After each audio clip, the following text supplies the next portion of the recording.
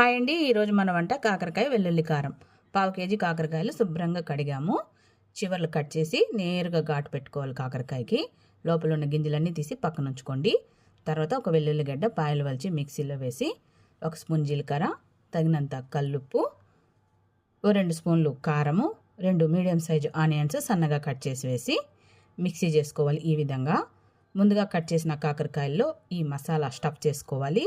అన్ని కాకరకాయలకి ఈ విధంగా స్టఫ్ చేసుకొని స్టవ్ పైన కడాయి పెట్టి తగినంత ఆయిల్ వేసి తాలింపు గింజలు వేసి స్టఫ్ చేసిన కాకరకాయ గింజలు వేసేసి కాసేపు వేగినిచ్చి మిగిలిన మసాలా కూడా వేసేసి ఒకసారి బాగా కలిపేసి సన్న మంట మీద మూత పెట్టి ఒక 15 నిమిషాలు మగ్గించుకోవాలి. మధ్యలో మధ్యలో మూత తీసి కలుపుకుంటూ బాగా ఎర్రగా వేగించుకోవాలి.